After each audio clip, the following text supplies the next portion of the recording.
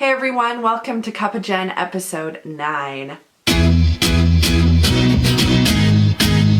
Today we're going to be talking a little bit about creative blocks, what causes them, what I personally do to combat them, what we can do to kind of unlock our brains and just stay in a very creative space. I think that most of us would agree, if you've been a creative for a long time, that there are certain things that kind of can feel more emotional or mental, and that's usually where the really good creative work lies. And yet it's something that we often get blocked. We can't quite get to, we can't quite access. So we're gonna really kind of go into that a little bit. First though, I do want to give you a bit of a life update on how things have been going for me, because I know that for people who've been listening to the podcast on a regular basis, you may have noticed that I haven't really been around for the past 2 weeks. So just to let you guys know what was going on, I had so many things happen to me. It's crazy. I opened my show, Spider's Web. That was an Agatha Christie theater show that I was doing in Vancouver. And I got to do that for a couple weeks, which is amazing. So I opened that and closed it within the 2 weeks. And it was very timely, October murder mystery, super fun. And I really had a great cast, amazing director. And so we had a really fun time doing it. However, I had lots of lines. And so I was also kind of at peace when it kind of came to a close. I thought, wow, this was a lot of energy to sort of exert.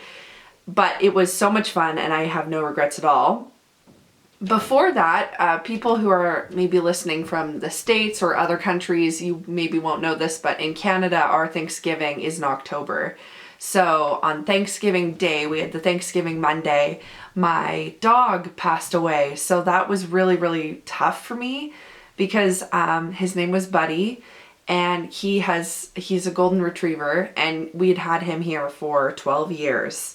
And also the year before that, we had my little dog Tiffany. She was a Maltipoo, like white princessy type dog, and she passed away after having her for 16 years. So it was definitely an adjustment, kind of coming back home and realizing that my 2 dogs aren't here anymore. And the house, we'd had this house that we live in here for just over 12 years, or yeah, actually 12 years as well, but just a couple months more than we had our dog. So Buddy was in the house maybe 5 months after we moved in here. So it was very strange to come home and not have any dog, because it just felt very empty and felt like the energy was sort of different. So that's kind of what a dog can do for you. And it does actually tie in a little bit to creativity, I will say, as well, because I had no idea how much I was leaning on my dog for support. We talk about like emotional support dogs, and I think sometimes like we kind of joke about them thinking it's a little bit funny, like that someone would need a dog to support them. But truly though, I 100% stand behind it, because I have just come home so many times just stressed or exhausted or frustrated, particularly with my career, just because there are so many highs and lows, which is a really beautiful part of it, but it's very unpredictable. And being a creative as a career is very unpredictable. And coming home and just having like a cuddly dog to just kind of lean on and be seen by was actually quite amazing, and I miss it very much, just because they do have a way of interacting with us without needing to use any words, and they just understand entirely like what we're going through. So I definitely miss him, and that was pretty rough to go through right before like Tech Week was happening for my show. And then the next following, so that was the Monday, the following Sunday was my birthday, and I turned 26. So yes, thank you so much. 26 years old, woohoo. But it was definitely an interesting milestone, because there was a lot of kind of deep thoughts that I started to have about 26. Something about 25, you're like, okay, I'm kind of evenly in the mid-20s, because really truly you are. But when you become 26, you kind of realize I'm actually now closer to 30 than I am to 20. And that felt weird because I realized that there's so many things in my life that I haven't really been able to accomplish yet. And this sort of left part of my brain, which I'm going to come back to later, that just wants to like check a list off of things that I've got to accomplish, had a harder time with that. But at the same time, I do feel like I've grown up a lot. I've learned a lot. 25 was definitely a year of beautiful highs, went to 10 countries, again, like produced short films and music videos and directed shows and, you know, acted in a show. Well, yeah, we'll say basically almost 2 because the year before I did a show as well. And yeah, it's just been a crazy time of growth and there's been a lot that's happened, but I will not lie. I think that one of the things that I really wanted to show in my podcast is a vulnerability in what it's really like to live the creative life. And I think that you would be lying to yourself if you didn't understand that there were a lot of disappointments and it's difficult and it's hard, but very beautiful and worth it. And I personally believe that I'm called to it. And I think it's totally like, I'm in love with it. So I have no regrets, but at the same time, it's not always, you know, exciting and happy. It can also be devastating and frustrating. So yeah, it's been a bit of a milestone to sort of turn 26 in the midst of all the things that I'm kind of doing and learning and growing, and then have some of my support pass away just with my dog. And, you know, it is tricky too, being in a long distance relationship that I'm in with my boyfriend, who I love and adore, and just, you know, not having that physical presence of comfort sometimes. So that was really tricky to lose Buddy. But regardless, closed the show. It went amazing. So yeah, moving on. So Google, if you Google this and you ask Google, what can you do to creatively unblock yourself from, you know, all of that, they actually, they have some stuff to say. So here's what Google had to say coming in hot from 2012, okay? Their answers were, they have 5 answers to how to creatively unblock yourself, okay? So 1 is to force yourself to be creative, which is kind of an interesting thing. I understand what they mean. I'm not sure I agree in terms of, I don't like the word force, because I feel like that can, sometimes you put a lot of energy into like forcing something creative and then it just creates more of a tension and more of a stress than it does producing like good work. But what I think they're kind of getting at is sometimes you just have to go out and just like do something and just try it. And I'm going to talk about my technique for that later. So force yourself. 2, block out negative thoughts, which I think kind of goes with number 1 actually. 3, go for a walk or a run, just get physical activity. 4, take a nap, which I find hysterical that literally Google understands that creatives are so tired that we need to take a nap. And then 5, meditate. And these are some of the just kind of generic answers. So one thing that I was thinking about is, before going into what I personally do to unblock myself creatively, and I do want to hear also what you guys do, I had to kind of go into it and look at what are the reasons that we get blocked up in the first place. And some of the research I did talked about the different types of blocks. So one of them is you can get a mental block. So that's when you're basically trapped by your own thinking and your own thought patterns that you can't kind of break out of them. So it says you only think in the patterns or in your own patterns, so you can't push past your own limits. Or sometimes it's a shut up judge that keeps you from pushing out of your comfort zone. So something that we talked about a lot in university when I was getting my theater degree were shut up judges. So that's that little voice that says, like, no, you're wrong, shut up, don't do that, don't do this, don't try that. And especially as an actor, and I'm sure, like, I'm just thinking about, you know, even like photography or visual art, sometimes you just have to kind of go with it. And one thing we would call going with it in theater would be follow your impulses.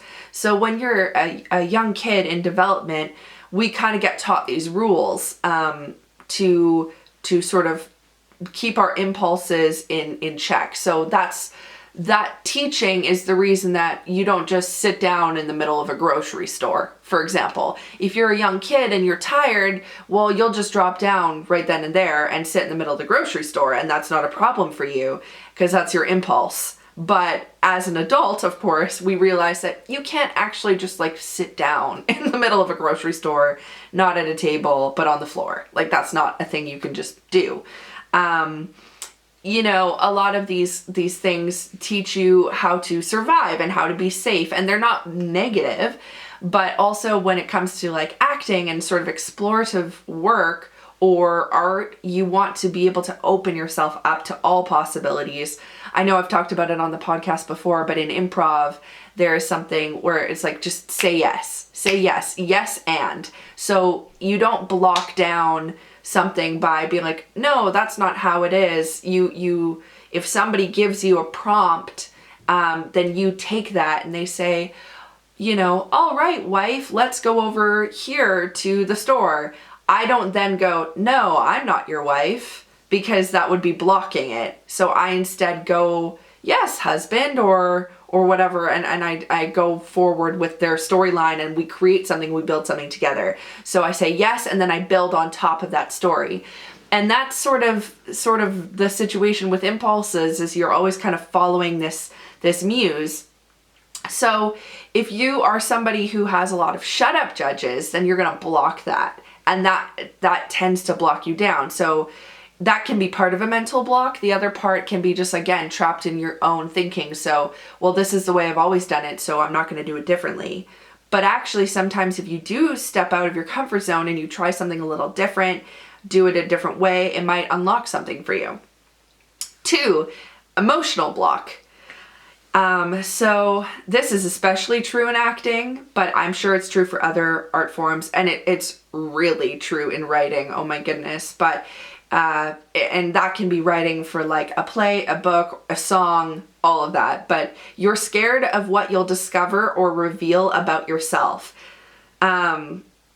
So an emotional block is literally like, you don't want to go there. You don't want to tap into where something might take you. There is a difference, by the way, I will just say, between being emotionally, I'll put it this way. There is unsafe, like there's emotionally unsafe, like I should not, as Jenessa, do this or make that move because it's not safe for me, because it's going to actually hurt me, bring up trauma, whatever it is. And then there's discomfort, emotional discomfort, where it's like, oh, that might cause me to do some deep thinking or feel things that I don't want to feel or whatever. And oftentimes we confuse the two. So we'll say, oh, I'm emotionally I have discomfort here, and so therefore it's unsafe. But actually, sometimes that can be really good for us to go somewhere a little bit uncomfortable for us and push ourselves to that next level and see a new thing. But yeah, that's something that you have to kind of decide for yourself about what is something that is traumatic and what is something that you can actually just work through and push through and explore. And that requires a lot of taking the judgments away from yourself, I think. So I want to encourage you in that, because that's something that for myself, it's really difficult as a writer. Like if I write things that are at all based on things that I felt or experiences that I've gone through, which a lot of writers will use stuff that's happened in their own life. In fact, I don't actually know a writer who doesn't use anything that's actually happened in their own life and feelings and experiences. So when you're acting and you're in a role, and maybe in the role, your character is having doubts about whatever their relationship, say. And you might actually feel like, well, if I play this character, then other people might think that I have doubts about my own relationship. And it's like, no, well, that's masked in a character. So no, we understand that that's a character. But for some reason, when it's written and you're the writer, all of a sudden people get scared, like, oh, what if they're gonna think that because I wrote this, that this is what I believe, or this is what I actually am experiencing or think or feel about my own relationship, or about my own family, or about, you know, or about God, or about my own journey, or about myself, you know? So it can feel like you're revealing something, but I don't know, my only thought process there is just to remember that each work that we do, like, everybody has experienced some of these things in some capacity, and that's what makes art so universal and beautiful. And actually, when you go vulnerable and you let people see some of the dirtier, nastier, frustrating parts of ourselves, they feel not so alone, right? So anyway, that's somewhat trying to be encouraging. But okay, so mental block, emotional block. Third, the work habits that you have don't work for you. So that's if you are somebody, like, this is more of a logistical one. So either you work too late or too long or not enough, and then you give up because it's always a grueling process and not a fun release. Or another thing it said on there was like administration duties sometimes maybe get in the way. So, you know, I do know a lot of people who, like, for example, run their own theater company or their own film company. And something that can really stop the artistic part is getting bogged down by the logistical things. And oftentimes we don't want to ask for help. We don't want to, we want to kind of control it, but our patterns of work aren't actually working for us. Or sometimes we just think like, oh, well, we have to work a certain way because that's what we were taught. But actually, you know, there's many different ways to unlock the creative process, and what might work for me may not work for you. And what works for you may not work for the next person. So it's okay that, you know, there's different ways of working. For personal problems, so creativity needs focus. Like, it requires a certain amount of stamina and just focus on for the time being to just be in and through the art. And if it helps you to treat the work as like a catharsis, so that if you do have personal problems, you can put that in to the art, that's the most positive, because then it can kind of just release and get kind of put out there. And I think that's the best way to express it through art. But yeah, sometimes we allow ourselves, like, if we have, you know, problems in our personal life, to like really zap our energy and to take away from the creativity. So that's a block. I'll do these last three pretty quickly, but poverty. I just laughed when I saw that. I was like, poverty, of course. But poverty, they did say, like, money, of course, is one of them. So you don't have the money to be doing, quote unquote, what you want to be doing. But it's not just money. It could be poverty of knowledge. It could be poverty of time. So you just feel like you don't have the resources. You don't have the tools to get what you want to get done. So what their suggestion was, like, either just be patient, save the money over time to really consistently save for whatever it is that you want to do. So it might be saving up for that new camera or that new class that you want to do, or to take the trip, or to get the kind of oil paint that you want for the canvas, or to get the new Photoshop for your marketing job, or whatever it is. It might be something like that. But another challenge could be to work within the constraints of what you have. This was recently posed to me by my lovely boyfriend, James. I was talking to him about how, even for this podcast, I'm like, you know, I don't really have the tools that I would like to have yet. Like, I don't have like a really good quality microphone. I don't have like the full on like good lighting and all of that stuff that I would like to have. But what we talked about is just like working with what we do have for the time, and not allowing that to be a reason to just not do the podcast. Oh, can't do the podcast because I don't have like good enough microphones for it. Well, I have a camera, and I do have a microphone on that camera, and I have a way of communicating with people, and just work from where you're at. And like, when I get the money saved to get the good microphone, then I will, you know? Last two, when you feel overwhelmed, that's a block. So it's, rather than having a lack of information, it's too much. So it's a block from having too much rather than too little, too many commitments and ideas, that the sheer volume of incoming demands and information is too much. I laughed so hard when I saw that because that is me. That's me. I always tend to have like lots of ideas and then I'll store them away. And then it's like there'll be so much going on at the same time that I won't be able to kind of like function. Because I'll be like, and I have to be honest that, you know, there is a certain part to my personality that likes, it likes that. It likes being the under pressure. It likes having a time constraint to be like, I only have this much time to get this done. And that fuels me. That doesn't depress me. That makes me go forward. But sometimes it can just be a lot and it can be stressful.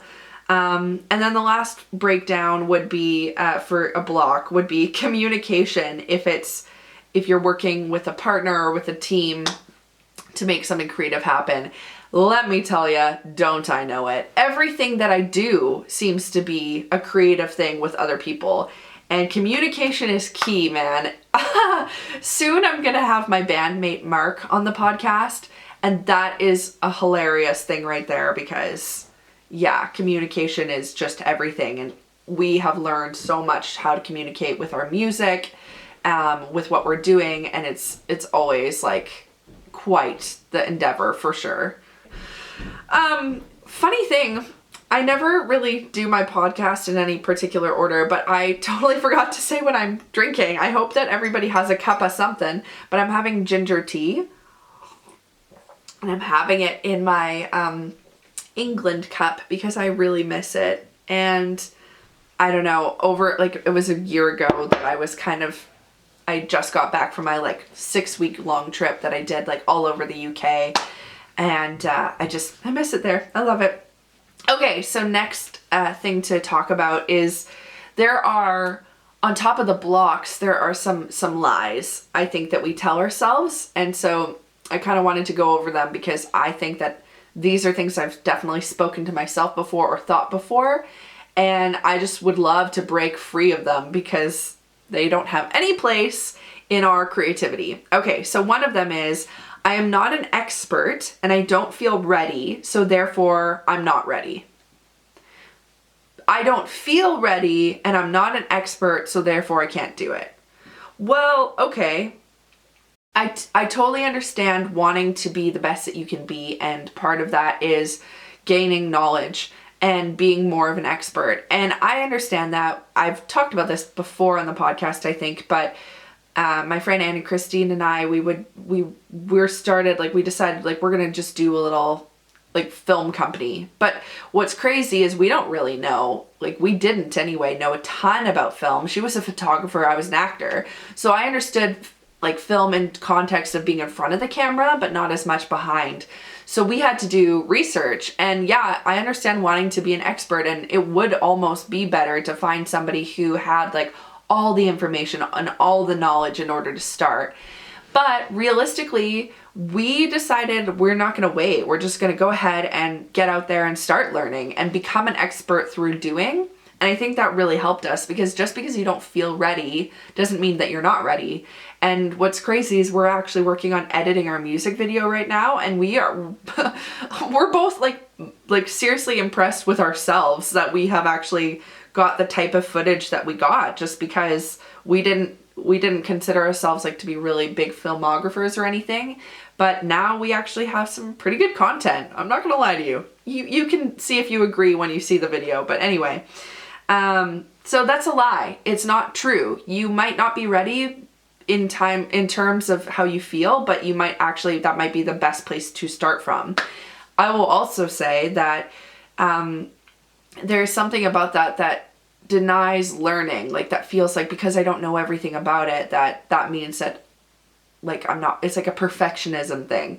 I remember when I first got to the first day of my theater degree, I said to my 2 professors, I said, look, I didn't really do like theater in high school. Like I did it in middle school and I did a bunch of film, but I kind of took a 4-year break. So I don't know that I'm going to be that good. So I'm kind of like, basically I was apologizing in advance, and they were like, right. Well, I mean, that's why you're here, and that's great. We are so happy that you know nothing about it, because we can teach you. That's like the entire reason that you are here. So you don't need to be an expert before you start something. That was just funny that now I look back and I'm like, why would I apologize for that? But that's very much my personality, so it's okay. Second lie, I'm not good enough and don't believe I can do it, so therefore I can't. It's very similar actually, because it's this idea of like, I can't do it because I am not, like, it's not necessarily about an expert. You might be an expert, but you still don't feel good enough. It's a feeling thing. You don't feel valid in doing it. You don't feel like you have the presence, I guess, or something. It's like a lack of feeling of deservedness. Maybe that's what it is. Like, you don't feel deserving to stand up and do what you want to do. And so therefore you can't. Again, it's a thing of like, just in a weird way, faking it till you make it. Because there's a certain level of which you, like, it doesn't actually matter in a way whether you do deserve it or not if you're just doing it. You don't really have time to think about that if you're just in it, you know? So that's something to realize is a lie. Third, it's not the right time. Well, it might not be the right time, but like, how will you know until you like try? You know? And then 4, it's not going to be perfect, so therefore it's not going to work. So they're all very much similar in that there is definitely an excuse, and there is definitely sort of a self-conscious, like it's to do with our confidence levels and to do with like a feeling of not belonging to the work, and so therefore like, I can't do it, like I can't do it. But we want to tell ourselves so often that we can't before we've even given it a shot. And I just think that if we gave it a shot, we might realize that we're actually wrong. So here's what I kind of said to summarize it is like, we're afraid of failure and we get overwhelmed by it. We aren't willing to try something new, so we get stuck. We dwell on the past and what worked or didn't work in the past, rather than focusing on the present creative project. Sometimes we are a bigger enemy of ourselves than the work is. So I just think that if I can encourage, here's what I want to do. I want to encourage myself, and I want to encourage you guys at the same time. And what's kind of funny is that I didn't start this podcast for, I don't know, like a good 2 months. Like, even though I decided, hey, I think I'm going to do a podcast, I didn't even start it for like the first 2 months, because I was like, well, I don't know if anyone would want to listen to me. I don't know if it's the right time. Maybe I'm too late for it. Maybe I should have started this a long time ago. I don't have the equipment. Excuse.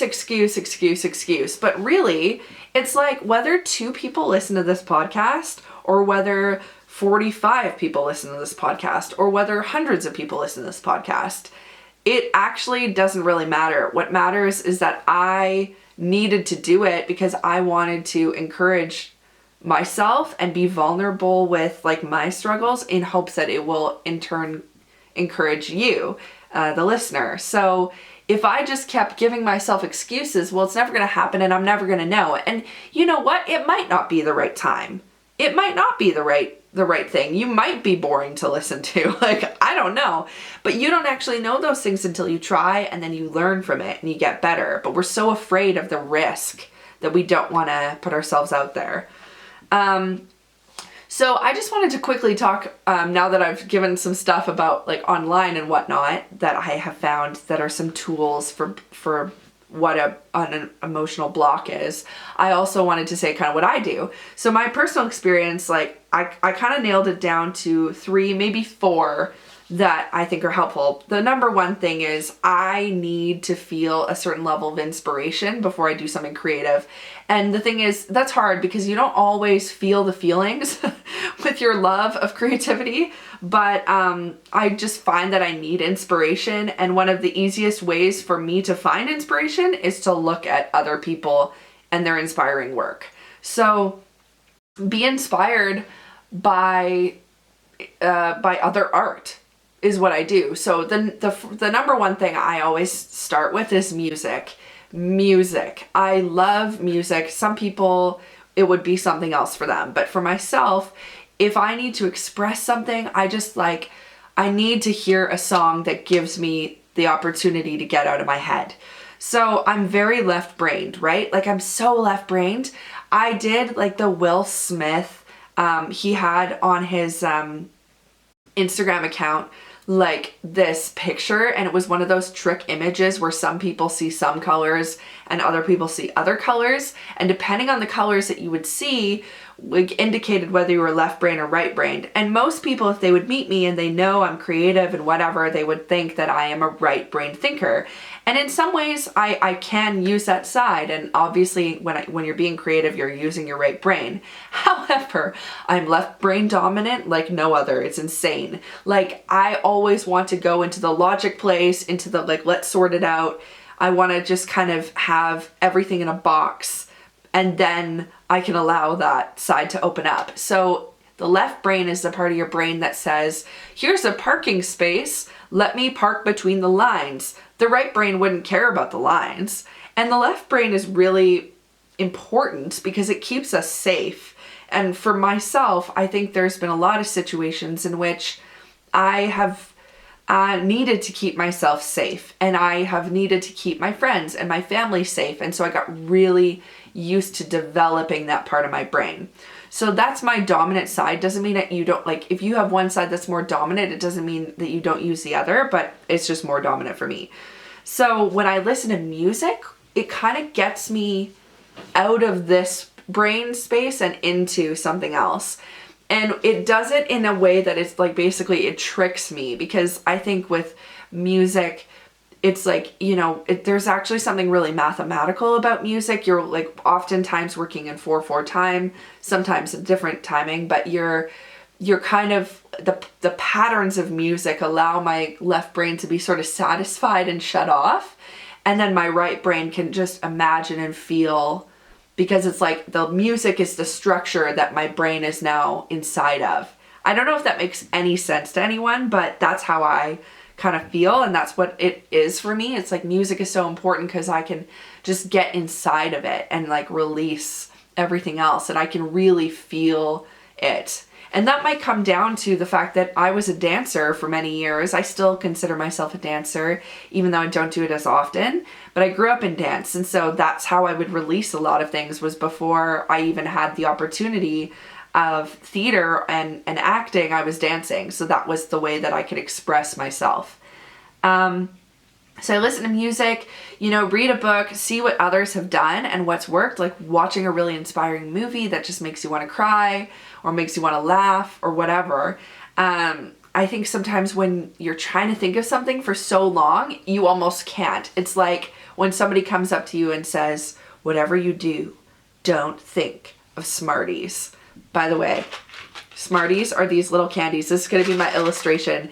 This is the one candy after Halloween that my family like just kind of leaves. Like we've already picked over the Reese's peanut butter cups. We've got the O. Henry's. We've got the Mars bars. Now this is a Canadian thing, by the way. I don't think they have this in the States, but Smarties, it's a type of candy, a little chocolate thing, basically M&Ms that aren't as good. Okay. So if all I say to you is whatever you do, don't think of Smarties. Don't think about Smarties. Do not think about Smarties, whatever you do. The number one thing you're going to think of is freaking Smarties, guys. And that's because you're so focused on like, don't, that your brain almost like has to break that pattern and says, okay, no, I'm going to. And so it's like, if you're like, I just got to be creative. I just have to make this thing work. I have to get this play finished, or I have to do this or have to do that. And you're just like really, again, tensing up your muscles and like frustratingly focusing on it. Sometimes that's the opposite of what'll happen then. So you almost have to distract yourself, or for me that's true, so I can kind of get into a different space and allow the creativity to come in. So another thing that I also do as well is like break up my routine, go on like an exploration break. So I might go on Pinterest and see if I can't write something down. I'm listening to music, and maybe it's classical, maybe it's 21 Pilots, maybe it's Beyonce, I don't know, whatever it is to kind of get in the mood of where you're at, like what you're trying to, the character I'm playing needs that self-empowerment. I might listen to, Beyonce's like Coachella performance because it's phenomenal, don't worry about it, or whatever it is. And you might listen to something a bit more sad. I know that 21 Pilots, they just released their song, which is crazy. Like, they remixed some of their songs, and they remixed a song called Chlorine that they had on their album, and I think they're calling it let me just see what it's called. I cannot read that, but I think, the Location Sessions is what they're calling it, because every new song that they've reimagined has been at a different location. So Chlorine was done in Mexico City, and it's totally different. It's usually kind of like a more electronic sort of bop on the album. There's like that rock, like fun kind of like warped beat. And this one is like more stripped down. There's like piano. It's just like a different kind of feel to it entirely. And so, I guess I'm now going on a tangent, but whatever music inspires the character, inspires where you're at, or inspires the writing you're doing, like, that really helps me. Or like going on Pinterest and finding some photography on there, some images that help like collect my brain of like what my character might look like, or finding quotes on there, or writer's prompts of just like other people have written little parts or poetry or whatever, and that sparks my imagination and my creativity as well, because I'm like, oh, I've been there. I totally understand that poem. I totally feel that. Or that song is making me feel this way, and it takes you into more of a deep place and you can get more creative. Okay, so number 1, be inspired by others' works. 2, the art of distraction and getting kinesthetic. So for me, again, left brain, what works for me is I have to go for a walk, or like I was saying earlier, I am still the person who dances in their room. Like, I don't even care what you guys think of me, you guys. I literally, it's not the hairbrush, because we haven't done that since like, pre-Britney era, when you didn't even need a mic, because there would be like the mic coming like in the headset or whatever. So I don't like use a hairbrush, but I'm like jamming out in front of my mirror. I don't even care. Like, I am dancing up and down my room. That helps me actually get stress out and like literally get into a creative space. Like, I will dance it out. I don't even care. I'll do that my whole life. And it just helps me because I'm more connected to my body, to my breath. Everything just kind of opens up. And if I need to like dance something out, and like just, by the way that I move my body might allow me to get into that space, that's huge for me. Or if I need to like work up some kind of like aggression for a scene I'm in, I might listen to some kind of like heavy metal thing or whatever and just dance it out. I don't even know. There's all kinds of different ways to kind of get into your body, but going for a walk is a big one. Getting outdoors. I mean, if you want to talk about being creative, go where like the creator is. And to me, like, nature really helps you to see that creativity, because everything around us is so creative. Like, it's insane. If you look at even a leaf and you look at the detail in it, it's like you become aware of that. It's amazing. But just do something like that is fun for you. Like, have fun so that you can, I don't know, get out of a stressful mindset and into a mindset that's fun. The last one is, and this is what we sort of talked about earlier when they were saying force yourself. I don't like to say force myself, but I do call it the Nike mentality of just do it. So, for example, yesterday, I was sort of thinking about what I wanted to do for my podcast, and I had an idea, but it got a bit rambly, and I didn't necessarily have like the topic that I wanted to have until like towards the end. But I recorded the full-on podcast and then I scrapped it. And I think that's great, because sometimes I don't know what I really want to talk about until I've done something. And I personally don't see any problem with that. It's like, if you want to go out and you just want to try something so that you're unblocked, because I even yesterday was feeling a bit blocked, feeling like I don't really know, haven't done it in 2 weeks, feeling a bit, lame. I feel like I have so much to talk about. I was the overwhelmed one. I have so much to talk about that I don't even know where to start. So then I just don't start. But it's like, if you just do it and then you just see what kind of comes to the surface as like the main topic, then that's where you go from there. And that's how I got the idea of doing the blocks. Another thing to say about that is like, creativity doesn't always end up in a product. And that's okay. Like, it doesn't always have to be a finished thing. Sometimes you just got to be creative for the sake of being creative. One more thing about being around like, I was sort of saying it as in like, be around other people's creative stuff that they've made, like I'm saying, like with music or writing. But sometimes it's also a matter of being around other people who just are creative, like other people.